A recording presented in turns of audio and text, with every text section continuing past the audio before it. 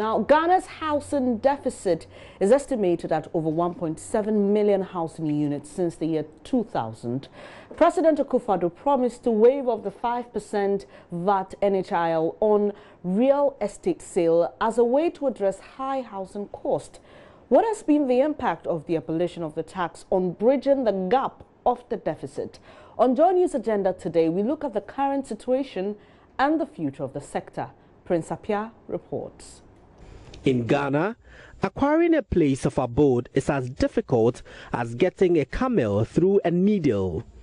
It's a major concern for every worker in Ghana. And per our 2015 National Housing Policy, affordable housing is when you are able to spend less than 30% of your annual income to purchase a house with utilities and other deductions in. And one would say, with the working class we have in Ghana, how many of them fall within that bracket? Of the civil servants. Frank Abuajide Nyansa is Chief Executive of Danny Wise Estate and Construction in Kumasi, providing housing for the lower income earners. Government fulfilled its promise to discontinue a 5% VAT on real estate sales in order to reduce the costs of owning a house.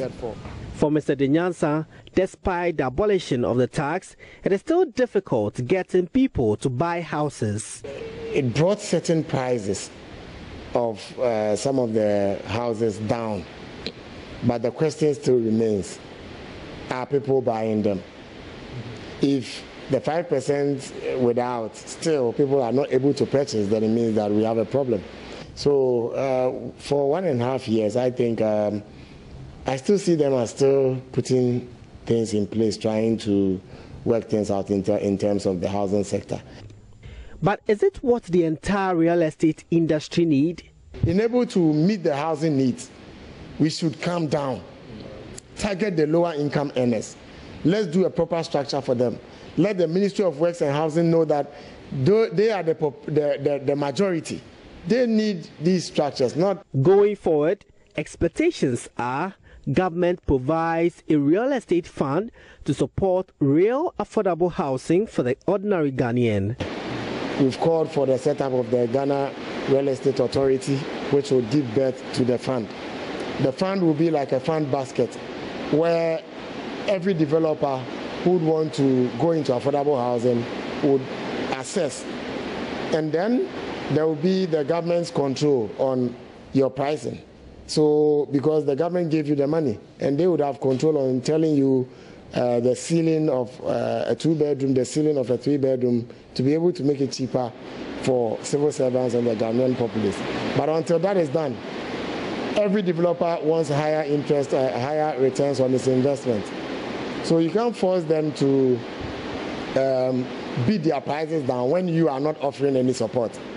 Mr. Nyansa suggests a better mortgage system to enable the low and middle income earners to afford housing on their own.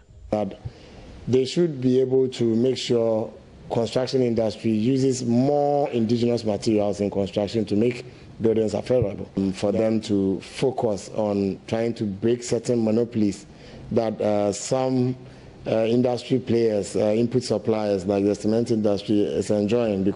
So we should move away from the notion where people who earn higher income is the only beneficiary of mortgage facilities in Ghana.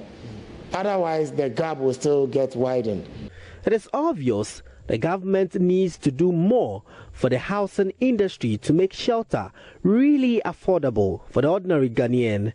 Prince Apia reporting.